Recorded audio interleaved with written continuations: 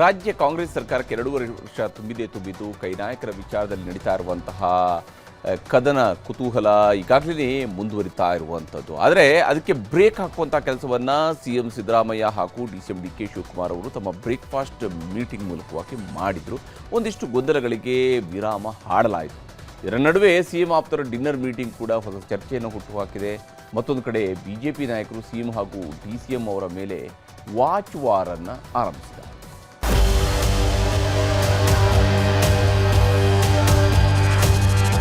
ರಾಜಕೀಯ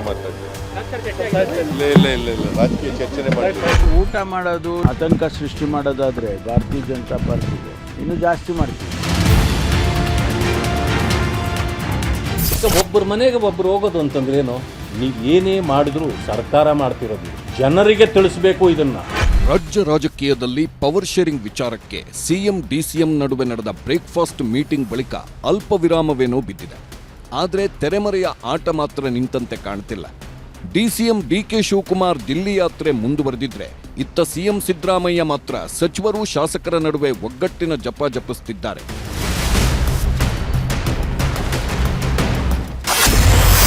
ಮಧ್ಯಾಹ್ನ ಮಂಗಳೂರಲ್ಲಿ ಸಿಎಂ ಮೀನೂಟದ ಲಂಚ್, ರಾತ್ರಿ ಆಗ್ತಿದ್ದಂತೆ ಆಪ್ತರಿಂದ ಡಿನ್ನರ್ ಪಾಲಿಟಿಕ್ಸ್. ಮಳೆ ನಿಂತರೂ ಮಳೆ ಹನಿ ನಿಂತಿಲ್ಲ ಎಂಬಂತಾಗಿದೆ ರಾಜ್ಯದ ರಾಜಕೀಯ ಪರಿಸ್ಥಿತಿ.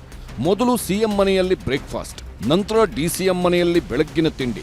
ಹೀಗೆ ಎರಡೂ ಮನೆಗಳಲ್ಲಿ ಕುಳಿತು ಅದೇ ಇಬ್ಬರು ನಾಯಕರು ಬೆಳಗ್ಗಿನ ತಿಂಡಿ ಮಾಡೋದರ ಮೂಲಕ ತಮ್ಮ ನಡುವಿನ ಕುರ್ಚಿ ಕದನವೆಂಬ ಭಿನ್ನಮತವನ್ನ ನುಂಗಿಕೊಂಡಿದ್ರು. ಹಾಗಿದ್ದರೂ ಕುರ್ಚಿ ಸುತ್ತಲಿನ ಕಿಚಿಕಿಚಿ ಮಾತು ಇನ್ನೂ ನಿಂತಿಲ್ಲ. ನಿನ್ನೆ ಮಂಗಳೂರಿನ ಕಾರ್ಯಕ್ರಮದಲ್ಲಿ ಸಿಎಂ ಭಾಗಿಯಾಗಿದ್ರು. ಅಲ್ಲಿ ಡಿಸಿಎಂ ಡಿಕೆಶಿ ಪರವಾಗಿ ಮುಂದಿನ ಸಿಎಂ ಘೋಷಣೆಗಳೂ ಕೂಡ ಕೇಳಿ ಬಂದಿದ್ವು. ಗುರುಗಾಂಧಿ ಕಾರ್ಯಕ್ರಮಕ್ಕೂ ಮೊದಲು ಮತ್ತು ನಂತರ ಕೆಸಿ ವೇಣುಗೋಪಾಲ್ ಜೊತೆ ಸಿಎಂ ಸಿದ್ದರಾಮಯ್ಯ ಮಾತುಕತೆ ನಡೆಸಿದಾಗ ರಾಜ್ಯದಲ್ಲಿನ ಗೊಂದಲಗಳಿಗೆ ತೆರೆ ಎಳೆದಿರೋ ಬಗ್ಗೆ ಮನವರಿಕೆ ಮಾಡಿಕೊಟ್ಟಿದ್ರು. ಆದರೆ ಸಂಜೆಯಾಗ್ತಿದ್ದಂತೆ ಮತ್ತೆ ಬೆಂಗಳೂರಲ್ಲಿ ಸಿಎಂ ಆಪ್ತರು ಡಿನ್ನರ್ ಸಭೆ ಸೇರಿದ್ರು. ಸಚಿವ ಸತೀಶ್ ಜಾರಕಿಹೊಳಿ ಮನೆಯಲ್ಲಿ ಗೃಹ ಸಚಿವ ಪರಮೇಶ್ವರ್ ಹಾಗೂ ಎಂಎಲ್ಸಿ ಬಿಕೆ ಹರಿಪ್ರಸಾದ್ ಕುಳಿತು ಜೊತೆಯಲ್ಲಿ ಊಟ ಮಾಡಿದ್ದಾರೆ. ಸಿಎಂ ಡಿಸಿಎಂ ಬ್ರೇಕ್ಫಾಸ್ಟ್ ಮಾಡಿದ್ರೆ, ಪಕ್ಷದ ಹಿರಿಯ ನಾಯಕರು ಡಿನ್ನರ್ ಸಭೆಯ ಮೂಲಕ ಕುತೂಹಲಕಾರಿ ದಾಳ ಉರುಳಿಸಿದ್ದಾರೆ.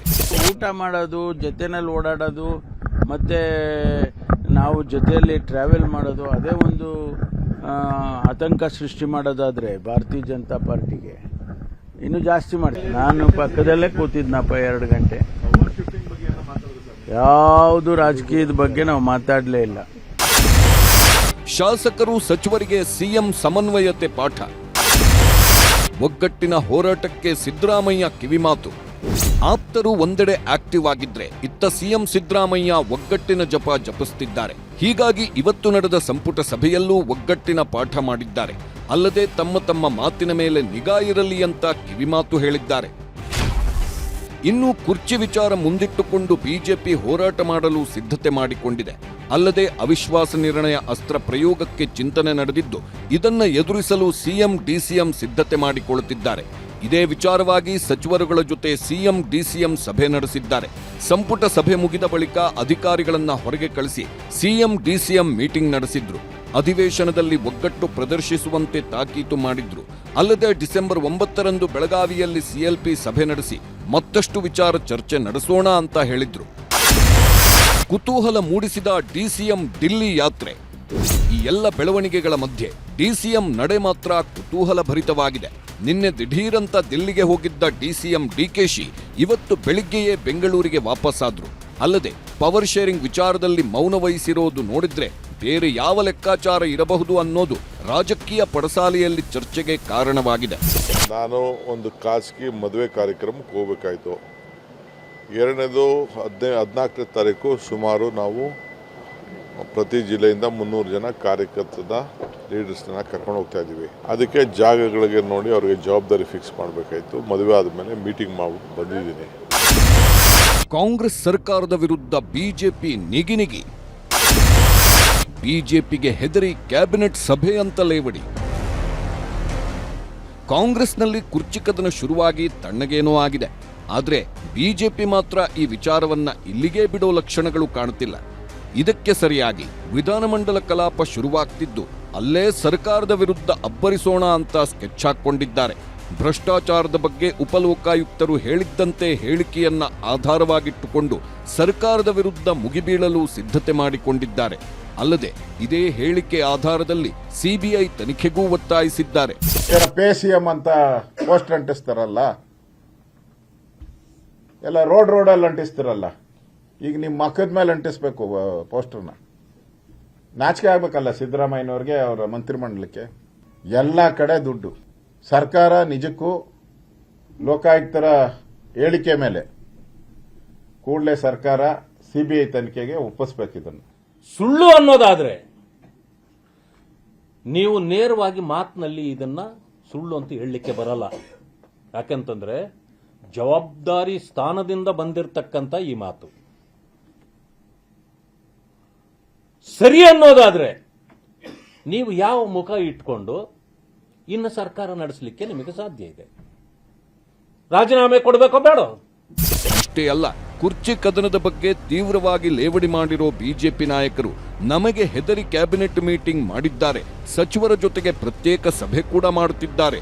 ಅಧಿಕಾರ ಹಸ್ತಾಂತರ ವಿಚಾರದಲ್ಲಿ ಸಿಎಂ ಡಿಸಿಎಂ ನಡುವೆ ಅಧಿಕಾರ ಕೊಡೆ ನಾ ಬಿಡೆ ಎನ್ನುವಂತಾಗಿದ್ದು, ಹೆಣ್ಣು ಕೊಡೋ ಸಂಬಂಧದ ರೀತಿ ಬ್ರೇಕ್ಫಾಸ್ಟ್ ಮೀಟಿಂಗ್ ಮಾಡಿದ್ದಾರೆ ಅಂತ ಲೇವಡಿ ಮಾಡಿದ್ದಾರೆ. ಇನ್ನು ಈ ಬಗ್ಗೆ ಪ್ರತಿಕ್ರಿಯಿಸಿರೋ ಕಾಂಗ್ರೆಸ್ ನಾಯಕರು ನಮ್ಮ ಬಳಿ 140 ಜನ ಇದ್ದಾರೆ ಅಂತ ತಿರುಗೇಟು ಕೊಟ್ರು. ಈ ಸಾರಿ ಹೆಣ್ಣು ಕೊಡೋರು ಬಂದಿದ್ರಪ್ಪ, ನಮ್ಮನ್ನ ಅವ್ರ ಮನೆಗೆ ಕರೆದಿದ್ದಾರೆ, ನಾವು ಹೋಗ್ಬೇಕಾಗಿದೆ, ಸೊ ಇಂಥ ದಿನದಲ್ಲಿ ನಾವು ಹೋಗ್ತೀವಿ. ಆವಾಗ ಬ್ರೇಕ್ಫಾಸ್ಟೋ ಅಥವಾ ಊಟನೋ ತಿಂಡಿನೋ ಏನೋ ಇರ್ತದೆ. ಈ ರೀತಿ ಸಂಬಂಧ ಬೆಸೆಯೋದು ಇರೋದು. ಬಟ್ ಒಂದೇ ಪಕ್ಷದಲ್ಲಿರ್ತಕ್ಕಂಥ ಮುಖ್ಯಮಂತ್ರಿ ಉಪಮುಖ್ಯಮಂತ್ರಿಗಳು ನಮ್ಮನೆಗೆ ಬ್ರೇಕ್ಫಾಸ್ಟ್ಗೆ ನೀವು, ನಿಮ್ಮನೆ ಬ್ರೇಕ್ಫಾಸ್ಟ್ಗೆ ನಾನು ಅಂದ್ರೆ ಇದು ಯಾವ ತರ ಸಂಬಂಧ? ಅದರ ಅವಶ್ಯಕತೆ ಇಲ್ಲ. ಅವರು ಮೂವ್ ಮಾಡೋದಾದ್ರೆ ಮಾಡಲಿ. ನಾವು 140 ಜನ ಇದ್ದೀವಿ, ನಾವು ಫೇಸ್ ಮಾಡ್ತೀವಿ. ಏನೈತೆ, ಮಾನ್ಯ ಮುಖ್ಯಮಂತ್ರಿಗಳಿದಾರೆ, ಉಪಮುಖ್ಯಮಂತ್ರಿಗಳಿದಾರೆ, ನಮ್ಮೆಲ್ಲ ಶಾಸಕರಿದ್ದಾರೆ, ಎಲ್ಲ ಒಗ್ಗಟ್ಟಾಗಿ ಎದುರಿಸ್ತೀವಿ. ಸಿಎಂ ಡಿಸಿಎಂ ಧರಿಸಿದ್ದ ವಾಚ್ ಮೇಲೆ ಕಣ್ಣು, ಬಿಜೆಪಿಗರ ಅನುಮಾನಕ್ಕೆ ಕೈಪಡೆ ತಿರುಗೇಟು. ಇನ್ನು ಮೊನ್ನೆ ಬ್ರೇಕ್ಫಾಸ್ಟ್ ವೇಳೆ ಸಿಎಂ ಡಿಸಿಎಂ ಧರಿಸಿದ್ದ ಕೈಗಡಿಯಾರ ಬಿಜೆಪಿ ನಾಯಕರಿಗೆ ಅಸ್ತ್ರವಾಗಿ ಪರಿಣಮಿಸಿದೆ. ಇಬ್ಬರೂ ಒಂದೇ ಕಂಪನಿಯ 2 ವಾಚ್ಗಳನ್ನ ಕಟ್ಕೊಂಡಿರೋದು ಸುದ್ದಿಯಾಯಿತು. ಈ ವಿಚಾರಕ್ಕೆ ಸಂಬಂಧಿಸಿದಂತೆ ಡಿಕೆಶಿ ಆಸ್ಟ್ರೇಲಿಯಾದಲ್ಲಿ ತಮ್ಮ ಕ್ರೆಡಿಟ್ ಕಾರ್ಡ್ ಬಳಸಿ ಖರೀದಿಸಿದ್ದೆ, ಈ ಬಗ್ಗೆ ಎಲೆಕ್ಷನ್ನಲ್ಲಿ ಅಫಿಡವಿಟ್ ಕೂಡ ಸಲ್ಲಿಸಿದ್ದಾಗಿ ಹೇಳಿದ್ರು. ಆದ್ರೆ ಈ ಬಗ್ಗೆ ಬಿಜೆಪಿ ನಾಯಕರು ಮತ್ತೆ ಆಕ್ಷೇಪ ವ್ಯಕ್ತಪಡಿಸಿದ್ದಾರೆ. ಇದಕ್ಕೆ ಡಿಕೆಶಿ ಕೂಡ ಸರಿಯಾಗೇ ತಿರುಗೇಟು ಕೊಟ್ರು. ಸಿದ್ದರಾಮಯ್ಯನವರ ಕೈಯಲ್ಲೂ ಡಿಕೆ ಶಿವಕುಮಾರ್ ಅವರ ಕೈಯಲ್ಲಿರೋದು ಕಾರ್ಟಿಯರ್ ಕಂಪನಿಯ ವಾಚ್. ಎಲ್ಲಿ ಡಿಕ್ಲೇರ್ ಮಾಡಿದ್ದೀರಿ ನೀವು? ಇವತ್ತಿನ ಪ್ರೈಸ್ 43 ಲಕ್ಷ ಮತ್ತು ಟ್ಯಾಕ್ಸು ಅದು ಸೇರಿ ಒಂದು 46-47 ಲಕ್ಷ ಆಗುತ್ತೆ ಅಂತಿದೆ. ಮುಗ್ಗ ಜಾಡಿಸಿದ್ರಿ ಬಿಜೆಪಿ ನಾಯಕರನ್ನ. ಹಾಗಿದ್ರೆ ಇದು ಕದ್ದ ಮಾಲ, ಕೊಂಡ ಮಾಲ. ರೋಲೆಕ್ಸ್ ವಾಚನ್ನು ಹೇಳಿದ್ದೀನಿ, ಈ ನನ್ನ ಕೈಯಲ್ಲಿ ಕಟ್ಟಿರೋ ವಾಚು ಹೇಳಿದ್ದೀನಿ. ಅರ್ಥ ಆಯ್ತಾ? ನಾನೇನು ಅವ್ರು ನಾರಾಯಣ ಸ್ವಾಮಿ ಹತ್ರ ನಾನೇನು ಕಲಿಬೇಕಾದಿಲ್ಲ. ಹೌದೌದು, ಅವ್ರ ಮನೆಯಿಂದನೇ ಕತ್ಕೊ ಬಂದಿದ್ದೀನಿ. ಮೋದಿ ಸಾಹೇಬ್ರು 10 ಲಕ್ಷ ರೂಪಾಯಿ ಸೂಟ್ ಬಗ್ಗೆ ಅವ್ರು ಅಪ್ಡೇಟ್ ಸಲ್ಲಿಸ್ತಾರ, ಮವಾಡ ಗ್ಲಾಸಸ್ ಹಾಕ್ತಾರೆ, 9,000 ಕೋಟಿ ಫ್ಲೈಟ್ ನಲ್ಲಿ ತಿರುಗ್ತಾರೆ. ಆ ವಾಚಿನ ಪ್ರೈಸ್ ನೀವ್ ಹೆಂಗ್ ತೀರ್ಮಾನ ಮಾಡ್ತೀರಿ? ಯಾಕಂದ್ರೆ ಫೇಕ್ ವಾಚಸ್ ಗಳದಾವ ವರ್ಲ್ಡ್ ನಲ್ಲಿ. ಸಿಎಂ ಡಿಸಿಎಂ ಇಬ್ರು ಒಂದೇ ತರ ವಾಚ್ ಕಟ್ಟೋ ಕಾರ್ಟಿಯರ್ ವಾಚ್ ಕಲ್ವಾದಿ ನಾರಾಯಣ ಸ್ವಾಮಿ ಇಷ್ಟಕ್ಕೆ ಸುಮ್ಮನಾಗದ ಬಿಜೆಪಿ ನಾಯಕರು ಡಿಸೆಂಬರ್ 8ರಂದು ಬಿಜೆಪಿ ಶಾಸಕಾಂಗ ಪಕ್ಷದ ಸಭೆ ಕರೆದಿದ್ದಾರೆ. ಈ ಮೂಲಕ ಅಧಿವೇಶನದಲ್ಲಿ ಸರ್ಕಾರವನ್ನ ಇಕ್ಕಟ್ಟಿಗೆ ಸಿಲುಕಿಸುವ ಸಂಬಂಧ ತಂತ್ರಗಾರಿಕೆ ಮಾಡುತ್ತಿದ್ದಾರೆ.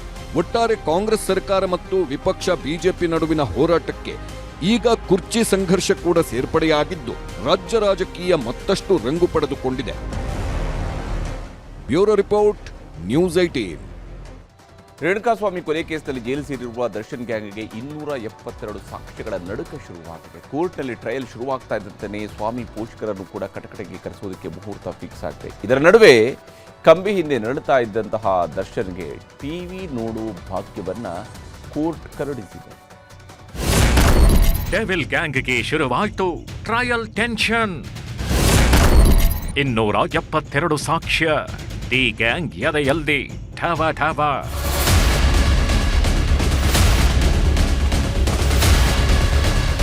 ಸ್ವಾಮಿ ಕೊಲೆ ಕೇಸಲ್ಲಿ 2ನೇ ಬಾರಿ ಜೈಲು ಸೇರಿರೋ ಕಾಟೇರನಿಗೆ ಸಂಕಷ್ಟಗಳ ಮೇಲೆ ಸಂಕಷ್ಟ ಎದುರಾಗ್ತಿವೆ. ಇಷ್ಟು ದಿನ ಜೈಲಲ್ಲಿ ಹೇಗೋ ಕಾಲ ಕಳೀತಿದ್ದ ಡಿ ಗ್ಯಾಂಗ್ ಪಾಲಿಗೆ ಅಸಲಿ ಆಟ ಈಗ ಆರಂಭವಾಗಿದೆ. ಕೋರ್ಟ್ನಲ್ಲಿ ಟ್ರಯಲ್ ಶುರುವಾಗಿದ್ದು 272 ಸಾಕ್ಷ್ಯಗಳು ದರ್ಶನ್ ಪಾಲಿಗೆ ಕಂಟಕವಾಗಿ ಕಾಡೋ ಮುನ್ಸೂಚನೆ ನೀಡುತ್ತಿವೆ. ಈ ಎಲ್ಲ ಬೆಳವಣಿಗೆ ಮಧ್ಯೆ ದರ್ಶನ್ ಪಾಲಿಗೆ ಗುಡ್ ನ್ಯೂಸ್ ಒಂದು ಸಿಕ್ಕಿದೆ. ಇಡೀ ದಿನ 4 ಗೋಡೆ ಮಧ್ಯೆ ಕಾಲ ಕಳೆಯುತ್ತಿದ್ದವರಿಗೆ ಟಿವಿ ಭಾಗ್ಯವೂ ಸಿಕ್ಕಿದೆ. ಈಗಾಗಲೇ ಸ್ವಾಮಿ ಕೊಲೆ ಕೇಸ್ನ ಟ್ರಯಲ್ ಶುರುವಾಗಿದ್ದು, ಹೀಗಾಗಿ ಪ್ರಾಸಿಕ್ಯೂಷನ್ ಕೋರ್ಟಿಗೆ 272 ಸಾಕ್ಷ್ಯಗಳ ಪಟ್ಟಿ ನೀಡಿದ್ದಾರೆ. ಅದರಲ್ಲಿ ಐ ವಿಟ್ನೆಸ್, FSL ತಜ್ಞರು, ಸರಕಾರಿ ಪಂಚರು ಸೇರಿದಂತೆ ಬ್ಯಾಂಕ್ ಅಧಿಕಾರಿಗಳು ಇದ್ದಾರೆ. ಒಟ್ಟು 272 ಸಾಕ್ಷಿಗಳಲ್ಲಿ ಒಂದಷ್ಟು ಸಾಕ್ಷಿಗಳು ಡಿ ಗ್ಯಾಂಗ್ ಪಾಲಿಗೆ ಕಂಟಕವಾಗಿ ಕಾಡಲಿವೆ.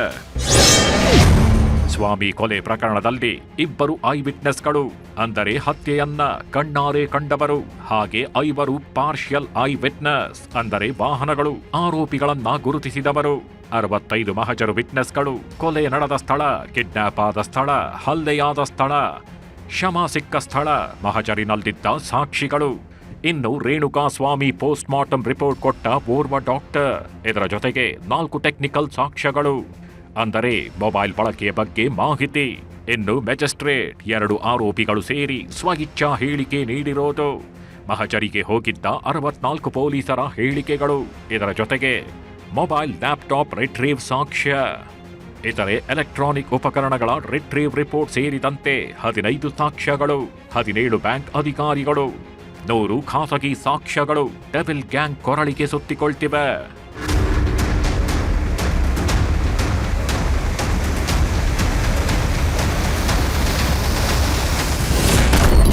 ರೇಣುಕಾ ಸ್ವಾಮಿ ಪೋಷಕರಿಗೆ ಕೋರ್ಟ್ ಸಮನ್ಸ್.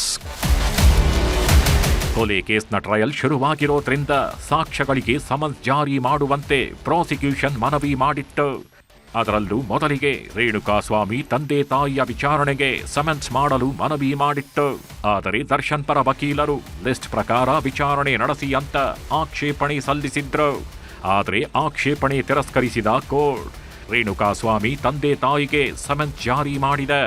ಡಿಸೆಂಬರ್ 17ರಂದು ಕೋರ್ಟ್ಗೆ ಬಂದು ಸಾಕ್ಷಿ ನುಡಿಯುವಂತೆಯೂ ಆದೇಶ ನೀಡಿದೆ. ಕಾಡಿ ಬೇಡಿದ್ದ ಡಿ ಗ್ಯಾಂಗ್ಗೆ ಸಿಕ್ತು ಟಿವಿ ಭಾಗ್ಯ.